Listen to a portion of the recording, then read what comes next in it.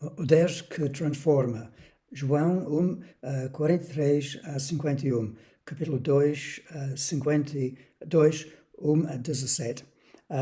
Jesus tomou 12 discípulos, 12 apóstolos e transformou estes diamantes brutos em instrumentos do Evangelho.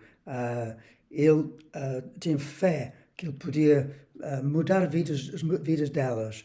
E Jesus transformou a água em vinho no casamento de Caná. Jesus transformou o templo em Jerusalém. Vamos ver em João 1, a partir do versículo 35, e nós vamos ler aqui o chamado dos primeiros discípulos. 35, João 1, 35. No dia seguinte, João estava ali, novamente com 2 dos seus discípulos. Quando viu Jesus passando, disse: Vejam, é o Cordeiro de Deus. E versículo 37, ouvindo-o dizer isso, os 2 discípulos seguiram Jesus. 38, voltando-se e vendo Jesus que os 2 o seguiam, perguntou-lhes: o que vocês querem? Eles disseram: Rabi, que significa mestre, onde estás hospedado? Respondeu ele: venham e verão. Então foram por volta das 4 horas da tarde, viram onde ele estava hospedado e passaram com ele aquele dia. Então Jesus chamou, nós sabemos através dos evangelhos, 12 discípulos para ser seguidores dele, representantes, o futuro, a igreja. E no tempo de Moisés, de Elias, de Abraão, era principalmente só um homem que era o profeta, o rei David. Mas no tempo no Novo Testamento, Deus chama milhares de pessoas para ser representantes, embaixadores do reino de Deus. É diferente. Versículo 40. André, irmão de Simão Pedro, era um dos 2 que tinham ouvido o que João dissera e que haviam seguido Jesus. São os 2 discípulos e provavelmente o segundo discípulo era João, apóstolo João. Mas aqui fala do André, que nunca tinha destaque em comparação com Pedro. Era um homem humilde que foi buscar Simão Pedro. Ele mostrou este vertente evangelista, mas ficou em segundo plano sempre. E versículo 41, o primeiro que ele encontrou foi Simão, seu irmão. E ele diz: achamos o Messias, isto é, o Cristo. E o levou a Jesus. Jesus olhou para ele e disse: você é Simão, filho de João. Será chamado Cefas, que traduzido é Pedro. Sobre João era um apóstolo também, impulsivo, ardente, foi chamado filho de trovão. Em Lucas 9, 54, quando alguns representantes de Jesus foram enviados, mensageiros foram enviados para a cidade dos samaritanos, eles não responderam. João diz: Senhor, o que é que nós pedimos que o fogo caia sobre elas? Um homem de violência, mas Deus transformou a vida dele, de maneira que foi chamado o homem amado por Jesus, um homem que, diferente do que outros apóstolos, não foi morto em juventude, não foi morto, mas viveu até nos anos 90, 91, 92, escreveu o livro do Apocalipse, escreveu os epístolas, ele era o bispo, o líder da igreja em Éfeso. Acerca do Pedro, Pedro era impulsivo, ele negou Cristo, era autoconfiante, um falador, mas corajoso. Foi chamado Cefas, a rocha, uma pedra, um homem forte, um líder dos apóstolos.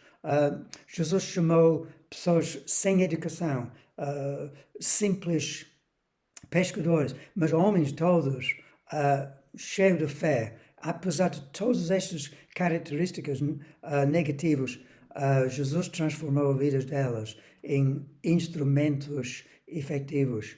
E vamos continuar em 43 até 45. No dia seguinte, Jesus decidiu partir para Galileia. Quando encontrou Filipe, disse-lhe: siga-me. Estes homens eram obedientes, apesar dos deficiências delas. Eles todos eram seguidores de Cristo. Filipe, como André e Pedro, era da cidade de Betsaida. Filipe encontrou Natanael e lhe disse: achamos aquela sobre quem Moisés escreveu na lei e a respeito de quem os profetas também escreveram, Jesus de Nazaré, filho de José.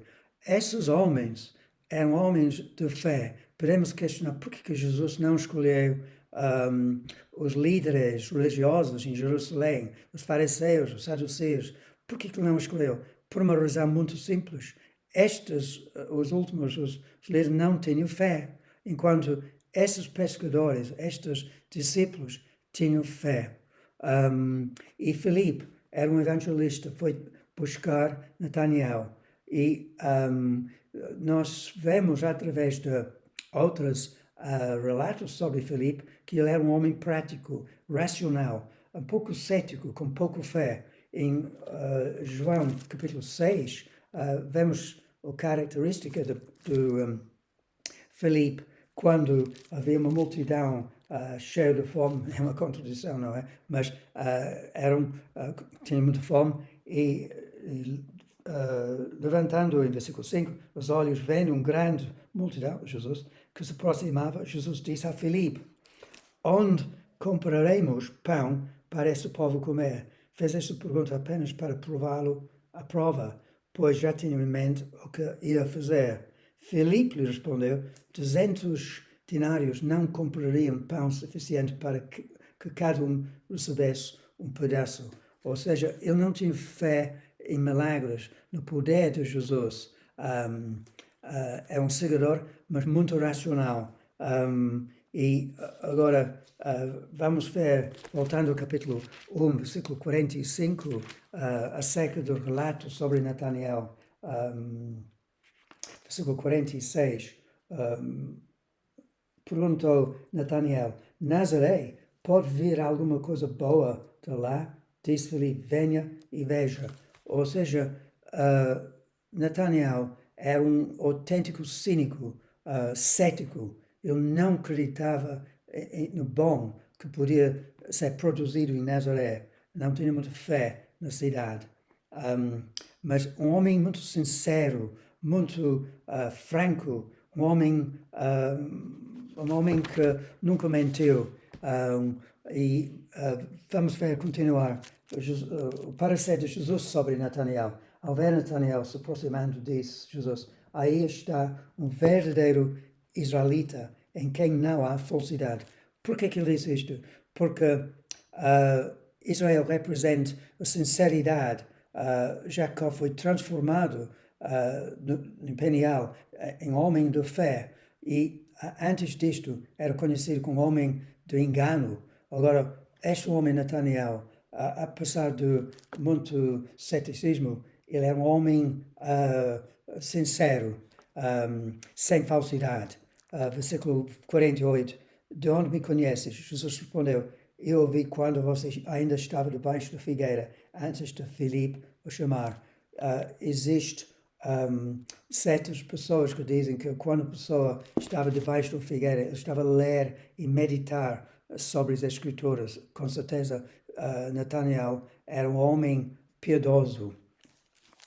Jesus diz: você crê porque eu disse que eu vi debaixo da fogueira? Você verá coisas maiores do que essa. Eu acreditava na profecia de Jesus, a palavra da verdade. E então acrescentou: digo-lhes a verdade, vocês verão o céu aberto e os anjos de Deus subindo e descendo sobre o Filho do Homem. Ele viveu para ver a graça de Deus, o poder de Deus em função. Agora, acerca dos outros apóstolos, Simão Zelote era um fanático, mencionado em Mateus 10, versículo 4, um revolucionário, um homem extremamente político que queria lutar com violência contra os romanos para derrubá-los do Estado de Israel. Ele foi chamado. Jesus chamou tanta variedade do homem, quando nós vemos em natureza os tons dos folhas, verificamos que há muitos verdes. Também na igreja há muitas personalidades, há muitos dons. Nem todos são iguais, mas Deus pode transformar uma pessoa que tem fé e responde ao Evangelho de maneira que ele pode usá-lo. Por último, neste relato que eu quero mencionar é Judas Iscariotes, um ladrão que roubava o dinheiro do bolso dos apóstolos, um homem que traiu Jesus, com certeza, ganancioso, mas por outro lado, um homem indeciso, inconstante, mas tinha uma certa fé até certo ponto, homem fraco sim, mas era um seguidor de Cristo, viu em Cristo o Messias. Claro que ele não se arrependeu quando ele fez uma asneira muito grande, enquanto Pedro, que falhou em grande, ele ficou arrependido e chorava. E as outras, esqueci de falar sobre mais dois, peço perdão. O Tomé duvidoso, provavelmente o mais cético dos dois, recusou crer que Jesus ressuscitou sem ver o próprio Jesus ressuscitado. E nós vamos ver acerca dele em capítulo 20, e nós vamos ver que há esperança para nós, homens e mulheres, que muitas vezes duvidamos em Deus e falhamos em fé. Capítulo 20, 24, Tomé, chamado Dídimo, um dos 12, não estava com os discípulos quando Jesus apareceu. Os outros discípulos lhe disseram: vimos o Senhor. Mas ele lhes disse: se eu não vir as marcas dos pregos nas suas mãos e não colocar o meu dedo onde estavam os pregos e não puser a minha mão no seu lado, não crerei. Mas Deus chamou Tomé, homem com pouca fé, cheio de incredulidade. Mateus, um cobrador dos impostos, um homem ganancioso, desonesto, que ao sentar na mesa de cobrança fez lucro. É um colaborador com o inimigo. Mas Deus chamou Mateus e ele acabou por escrever o Evangelho dele. E falta Tiago Menor, Judas Tadeu, Tiago Maior. Jesus transforma cada um para se tornar missionários no mundo inteiro. Então ele pode transformar a tua vida. Tu és a futura igreja para estabelecer o reino de Deus. Deus te chamou para seguir a ele e para ser um representante no mundo. Então, não se desanime acerca das tuas falhas, dos pecados, das dificuldades em fé. Deus pode usar a sua vida e transformar a sua vida. E vou falar sobre como mais tarde. Agora, as bodas de Caná, em capítulo 2 de João, Jesus transformou água em vinho. Vamos olhar para isto. Versículo 1. No terceiro dia houve um casamento em Caná de Galileia. A mãe de Jesus estava ali. Provavelmente era um familiar de quem casou. Jesus e seus discípulos também haviam sido convidados para casamento. Tinha acabado o vinho. A mãe de Jesus lhe disse: eles não têm mais vinho. Ela estava a explicar a Jesus a situação, esperando que ele pudesse fazer algo. Respondeu Jesus: que temos nós em comum, mulher? Que tem a ver comigo, mulher? A minha hora ainda não chegou. A resposta mostra que ele era independente, crescido na vida dele. Eu tinha naquela altura 30 anos de idade. Já não obedeceu às ordens da mãe. Ele ficou muito claro sobre isto, mas não falou mulher de uma maneira rude e mal educada, mas uma maneira carinhosa. Versículo 5. Sua mãe diz aos serviçais, façam tudo o que lhes mandar É importante obedecer tudo que Deus manda, seja em palavras no livro dos evangelistas, os 4 evangelhos, o impulso do Espírito Santo, ou de outra forma, mas a obediência é importantíssimo na vida cristã. Versículo 6, 7 a 10. Ali perto havia 6 potes de pedra, de tipo usado pelos judeus para as purificações cerimoniais. Em cada pote cabiam entre 80 e 120 litros, muita água. Diz Jesus aos serviçais, enchem os potes com água, e os encheram até a borda. Isto mostra a generosidade de Jesus. Ele é generoso na tua vida. Ele vai dar a provisão necessária, seja financeira, ou emocional, ou espiritual. Agora, Jesus mudou a água em vinho. Ele é capaz de mudar a tua vida. Ele tem poder para fazer isto. Se queres que outras se transformem, muitas vezes és tu que Deus transforma primeiro. Versículo 11. Eu não li os outros versículos ainda. Assim fizeram, carregado de, este é versículo 9, 8, desculpe. Então lhes diz, agora levem um pouco ao encarregado de festa. Eles assim fizeram. Encarregado de festa provou a água que fora transformado em vinho, sem saber de onde esta viera. Embora o soubessem os serviçais que haviam tirado a água. Então chamou a noiva e disse, todos servem primeiro o melhor vinho, depois que os convidados já beberam bastante, o vinho inferior é servido, mas você guardou o melhor até agora. Deus tem o melhor para a tua vida. Pode ser na última hora da tua vida, ou tu fizeste muitas asneiras, mas Deus tem o melhor para a tua vida hoje. Este sinal miraculoso em Caná de Galileia foi o primeiro que Jesus revelou assim a sua glória, os seus discípulos creram nele. Houve 7 sinais no livro de João que revelou a divindade de Jesus, revelou a glória de Jesus. Então, nós vamos passar para a terceira transformação, que é Jesus transformou o templo. Versículo 12 a 14. Depois disso, ele desceu a Cafarnaum com sua mãe, seus irmãos e seus discípulos. Ali ficaram durante alguns dias. Quando já estava chegando Páscoa judaica, Jesus subiu a Jerusalém. No pátio do templo, viu alguns vendendo bois, ovelhas, pombas e outros assentados diante de mesas, trocando dinheiro. Então, ele fez um chicote de cordas, expulsou todos do templo, bem com as ovelhas e os bois, espalhou as moedas dos cambistas e virou as suas mesas. E aos que vendiam pombas, disse, tirem estas coisas daqui, parem de fazer da casa do meu pai um mercado. Os seus discípulos lembraram-se que está escrito, o zelo que a tua casa me consumirá. Ele viu os animais à venda para explorar os peregrinos que trouxeram seus próprios animais, mas foram proibidos de usá-los. Então, vendedores venderam animais e fizeram lucro com isto. Os líderes religiosos eram duros de coração, gananciosos.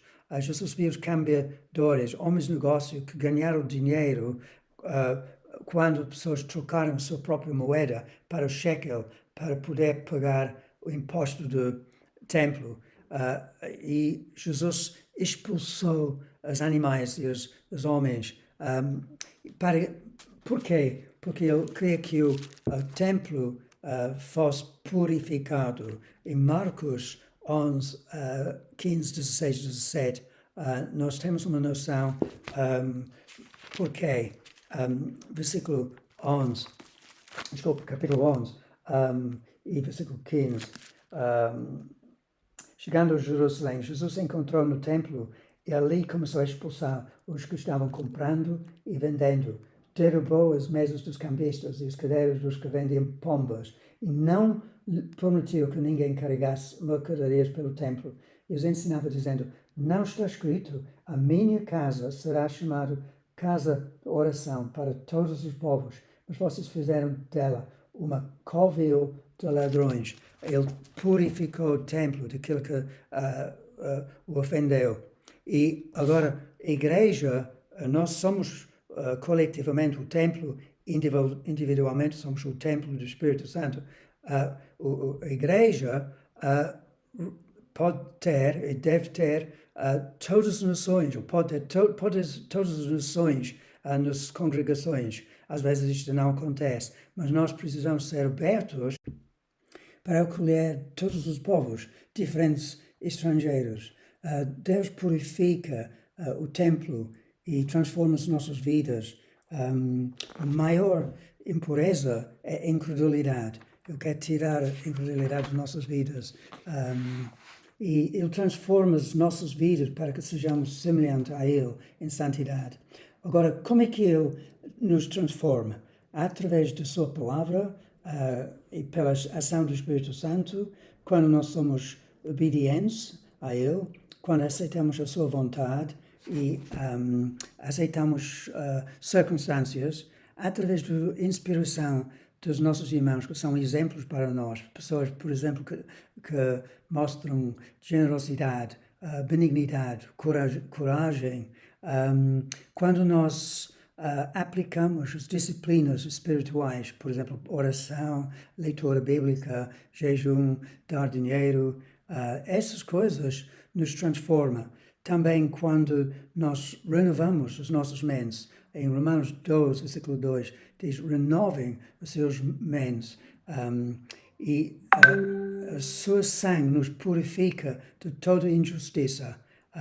Não descarto também o papel dos livros sobre homens e mulheres de Deus, que nos inspira para nos transformar. Então, são muitas maneiras que Deus usa para nos transformar. Deus transformou os 12 discípulos, Deus transformou a água em vinho, Deus transformou o templo, purificou o templo, e Ele quer transformar as nossas vidas. Se nós se